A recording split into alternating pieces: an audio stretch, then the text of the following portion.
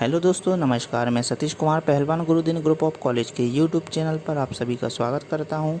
आज हम चर्चा करने वाले निर्धनता के बारे में, जो कि बीए द्वितीय वर्ष के लिए महत्वपूर्ण टॉपिक है। अगर अभी तक आपने हमारा चैनल सब्सक्राइब नहीं किया है तो कृपया चैनल सब्सक्राइब करें, लाइक करें, कमेंट करें, शेयर करें और नीचे दिए गए बेल आइकन को क्लिक करना ना भूलें ताकि नई नई वीडियो आप तक आसानी से पहुँच सके। तो शुरू करते हैं दोस्तों। निर्धनता एक सामाजिक और आर्थिक समस्या मानी जाती है। यह आर्थिक इसलिए है क्योंकि धन का अभाव ही निर्धनता को जन्म देता है। यह एक या दो व्यक्तियों पर लागू नहीं होती, बल्कि जब व्यक्तियों को एक बड़ा समूह सभी प्रकार के प्रयत्न करने के बाद भी जीवन की न्यूनतम आवश्यकताओं की पूर्ति नहीं कर पाता है, तब इस स्थिति को हम निर्धनता के नाम से पहचानते हैं। अब बात करते हैं निर्धनता की परिभाषाओं के बारे में। तो सबसे पहले एडम स्मिथ के अनुसार जिस मात्रा में किसी व्यक्ति की आवश्यकताओं, सुविधाओं और आनंदों का उपभोग कर सकता है, उसी अनुपात में वही धनी या निर्धन होता है। गिलिन तथा गिलिन के अनुसार निर्धनता वह दशा है जिसमें एक व्यक्ति अपर्याप्त आय या विचारहीन व्यय के कारण अपने जीवन स्तर को इतना ऊंचा नहीं रख पाता जिससे उसकी शारीरिक और मानसिक कुशलता बनी रह सके और वह उसके आश्रित समाज के स्तर के अनुसार जिसका कि वह सदस्य है जीवन व्यतीत कर सके। गुडार्ड्स की है, निर्धनता उन वस्तुओं का अभाव है जो किसी व्यक्ति के लिए स्वयं अपने को और अपने आश्रितों को स्वस्थ और क्रियाशील बनाए रखने के लिए आवश्यक होती है। अब बात करते हैं दोस्तों निर्धनता के प्रमुख कारणों के बारे में। तो इसके अंतर्गत सबसे पहला कारण आता है सामाजिक कारण। इसके अंतर्गत पहला है स्वास्थ्य का निम्न स्तर। भारत में स्वास्थ्य का स्तर बहुत निम्न है, जिसके कारण श्रमिकों को अधिक छुट्टियां लेनी पड़ती है। इससे उनका आय में कमी होती है। कभी कभी उन्हें नौकरियों से भी हाथ धोना पड़ता है। दूसरा सामाजिक कारण है जाति व्यवस्था। प्रत्येक जाति का व्यक्ति अपनी ही जाति के पेशे को स्वीकार करता है। ऐसी स्थिति में व्यक्ति जब दूसरे पेशे को नहीं करता या नहीं अपना पाता है तो उसकी स्थिति दिन प्रतिदिन निम्न होती जाती है, जिससे निर्धनता को बढ़ावा मिलता है। तीसरा सामाजिक कारण है घनी और गंदी बस्तियां। औद्योगिकरण के कारण मकानों की कमी आई है। ऐसी स्थिति में व्यक्ति अंधकारमय और गंदी बस्तियों में रहता है, जिससे उसे अनेक प्रकार के रोग द्वारा ग्रसित कर लिया जाता है। यह रोग व्यक्ति की कार्यकुशलता और कार्यक्षमता पर प्रभाव डालते हैं। कभी कभी व्यक्ति कई माह तक कार्य नहीं कर पाता, जिससे उसकी आर्थिक स्थिति कमज़ोर हो जाती है। चौथा सामाजिक कारण है संयुक्त परिवार व्यवस्था। संयुक्त परिवार का अर्थ है सम्मिलित रूप से एक साथ रहना। ऐसी स्थिति में परिवार के कुछ आलसी व्यक्ति कोई कार्य नहीं करते। परिणाम स्वरूप थोड़े से ही धन में सभी व्यक्तियों की आवश्यकताओं की पूर्ति संभव नहीं हो पाती। ऐसी स्थिति में निर्धनता को जन्म मिलता है। पांचवा सामाजिक कारण है अशिक्षा। भारत में शिक्षा का अभाव है और साथ ही साथ शिक्षा प्रणाली भी दूषित है। यदि व्यक्ति शिक्षा प्राप्त भी कर लेता है तो उसको कार्य नहीं मिल पाता। ऐसी स्थिति में व्यक्ति का आर्थिक विकास रुक जाता है। मजदूर अशिक्षित होते हैं, उन्हें इतना वेतन नहीं मिल पाता कि वह अपनी आवश्यकता की पूर्ति कर सके। दूसरा प्रमुख कारण आता है आर्थिक कारण। इन आर्थिक कारणों में सबसे पहला उद्योगों का संतुलित विकास। भारत में बड़े बड़े उद्योग धंधों के विकास के कारण छोटे छोटे कुटीर उद्योग समाप्त हो गए हैं, जिन्होंने निर्धनता को जन्म दिया है। दूसरा आर्थिक कारण है धन का दोषपूर्ण संचय। गांव में जो व्यक्ति पूंजी का एकत्रीकरण करते हैं, वह जेवर बनाने या जमीन में गाड़ कर रख देते हैं। इससे पूंजी का चलन नहीं हो पाता, उसका समुचित उपयोग नहीं हो पाता, जिससे निर्धनता को बढ़ावा मिलता है। तीसरा आर्थिक कारण है पिछड़ी हुई कृषि। भारत की 70% जनता गांव में निवास करती है, जो कि कृषि के द्वारा अपनी जीविका निर्वाह करते हैं। लेकिन कृषि की दशा इतनी पिछड़ी हुई है कि किसान व्यावसायिक फसलों को नहीं कर पाता। यह स्थिति निर्धनता को जन्म देती है। चौथा आर्थिक कारण है श्रमिकों के कार्यकुशलता का अभाव। इसके अंतर्गत भारत में संचार के साधनों की कमी है। आज प्रत्येक स्थान से यातायात के साधन सुलभ नहीं है। इसका प्रभाव ग्रामीण क्षेत्र पर अधिक पड़ रहा है, जिसके फलस्वरूप उसकी आर्थिक स्थिति में कोई परिवर्तन नहीं हो पा रहा। पांचवा आर्थिक कारण है प्राकृतिक शक्तियों का अपर्याप्त प्रयोग। भारत प्राकृतिक संपदा में एक धनी देश है। हमारे देश में वनों में अनेक प्रकार की वनस्पतियाँ पाई जाती है। उनका उपयोग सही तरीके से नहीं कर पाते हैं, जिससे आर्थिक वृद्धि नहीं हो पा रही और निर्धनता की स्थिति उत्पन्न होने लगती है। इन कारणों में तीसरा कारण आता है राजनीतिक कारण। राजनीतिक कारण के अंतर्गत पहला है युद्ध। भारत को निरंतर युद्धों का सामना करना पड़ा। द्वितीय विश्व युद्ध में भारतीय पूंजी का अंग्रेज़ों ने जमकर दुरुपयोग किया, जिसका भी प्रभाव अर्थव्यवस्था पर पड़ा और निर्धनता का जन्म हुआ। राजनीतिक कारणों में दूसरा प्रमुख कारण है ब्रिटिश नीति। अंग्रेज़ों के शासनकाल में संपत्ति का इतना शोषण हुआ है कि हमारी अर्थव्यवस्था सदैव के लिए विघटित हो गई है।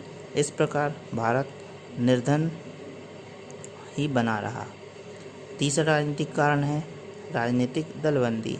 हमारे देश में विभिन्न राजनीतिक दल पाए जाते हैं। राजनीतिक दलों का कार्य देश की प्रगति तथा खुशहालता को बढ़ाना होता है, लेकिन भारत के राजनीतिक दल निर्धनता को उत्पन्न करने के लिए प्रमुख रूप से उत्तरदायी है। चौथा प्रमुख कारण आता है जनसंख्यात्मक कारण। इन जनसंख्यात्मक कारणों में पहला आता है जनसंख्या के अनुसार सरकार को शासन व्यवस्था में अधिक व्यय करना पड़ता है। मांग के अनुसार श्रमिकों की संख्या अब अधिक हो जाती है, तो पूंजीपति मजदूरी को कम कर देते हैं। ऐसी स्थिति में निर्धनता को जन्म मिलता है। सभी विद्वान यह मानते हैं कि जैसे जैसे किसी देश की जनसंख्या बढ़ती है, उस देश में अशिक्षा, बेकारी, निर्धनता का जन्म होता है। जिस प्रकार जनसंख्या बढ़ रही है, उस प्रकार व्यक्ति को रोजगार नहीं मिल पाता। परिणाम स्वरूप अधिकांश व्यक्ति बेरोजगार होने लगते हैं। भारत देश की जनसंख्या दिन प्रतिदिन बढ़ रही है। इसकी खाद्य समस्या विदेशों से पूर्ण की जा रही है। इस प्रकार पूंजी का एक बहुत बड़ा भाग विदेशों को चला जाता है। तो देखा दोस्तों, ये थे जनसंख्या कारण। अभी हमने बात की निर्धनता के प्रमुख कारणों के बारे में। अब हम बात करते हैं निर्धनता को दूर करने के प्रमुख सुझाव के बारे में। इसके अंतर्गत पहला सुझाव है बेकारी को दूर करना। बेकारी को दूर करने के लिए सभी संभव प्रयास किए जाएं, जैसे अधिकांश लोगों को रोजगार का अवसर उपलब्ध हो तथा किसानों को जो खाली समय होता है उसका उपयोग के लिए छोटे छोटे धंधे सिखाए जाएं, ताकि खाली समय में वे इन कार्यों को करके अपना जीवन स्तर को ठीक प्रकार से सुधार सके। दूसरा सुझाव है जनसंख्या पर नियंत्रण। भारत की जनसंख्या लगातार बढ़ती जा रही है। इस बढ़ती हुई जनसंख्या पर रोक लगाई जानी चाहिए, जिससे कि परिवार नियोजन को लागू किया जाए। व्यक्तियों में होने वाले बाल विवाह पर रोक लगाई जाए। विलंब विवाह के लिए लोगों को प्रेरित किया जाए। इस प्रकार के कार्यों के द्वारा जनसंख्या पर नियंत्रण किया जा सकता है। तीसरा प्रमुख सुझाव है कृषि व्यवस्था में सुधार। हमारे देश में व्यक्ति पुराने तरीकों से खेती कर रहे हैं, जिससे उत्पादन कम होता है। अतः कृषि में व्यापक सुधार लाने के लिए नए नए यंत्रों, नई नई खादों तथा अच्छे बीजों का उपयोग किया जाए, जिससे कृषि मजदूरी की न्यूनतम मजदूरी निर्धारित की जाए, जिससे निर्धनता को दूर किया जा सकता है। इसके बाद अगला सुझाव है भ्रष्टाचार का निवारण। गरीबी दूर करने के लिए भ्रष्टाचार का निवारण अति आवश्यक है। इससे योग्य और अनुभवी व्यक्तियों को कार्य मिलेगा तथा देश को आर्थिक लाभ होगा। अगला सुझाव है शिक्षा का प्रसार। औद्योगिक और सामान्य शिक्षा का प्रसार किया जाना चाहिए, जिससे एक ओर तो रोजगार के अवसर बढ़ेंगे और दूसरी ओर अज्ञानता दूर होगी, रूढ़ियों तथा सामाजिक कुरीतियों से छुटकारा मिलेगा। शिक्षा से मजदूरी की गतिशीलता तथा क्षमता में वृद्धि होगी एवं व्यक्ति को कर्ज नहीं लेना पड़ेगा, उनकी आर्थिक स्थिति ठीक हो जाएगी। अगला सुझाव आता है साधनों का उचित वितरण। केवल राष्ट्रीय उत्पादन देने से ही गरीबी की समस्या हल नहीं हो सकती, जब तक कि उत्पादन के साधनों तथा लाभों का समाज के लोगों में उपयुक्त वितरण न किया जाए। इसके लिए ऐसी व्यवस्था की जानी चाहिए कि पूंजी केवल एक व्यक्ति के पास एकत्रित ना हो, बल्कि इसका सामान्य रूप से वितरण हो। इसके बाद अगला सुझाव आता है सामाजिक कुप्रथाओं की समाप्ति। इसके अंतर्गत हमारे देश में सामाजिक कुप्रथाएं निर्धनताओं का एक कारण बनी हुई है। निर्धनता को दूर करने के लिए इन सामाजिक कुप्रथाओं का अंत करना चाहिए। इससे के लिए कानून बनाए जाने चाहिए, कठोर दंड निर्धारित किए जाने चाहिए। इसका लाभ यह होगा कि इन प्रथाओं को निभाने में जो व्यय होता है वह व्यय नहीं होगा और वही पैसा व्यक्ति अपने जीवन स्तर को ऊंचा उठाने में लगा सकता है। साथ ही साथ दोस्तों, निर्धनता को दूर करने के लिए कुछ सरकारी भी प्रयास किए जा रहे हैं। इसके अंतर्गत सबसे पहला कृषि विकास आता है।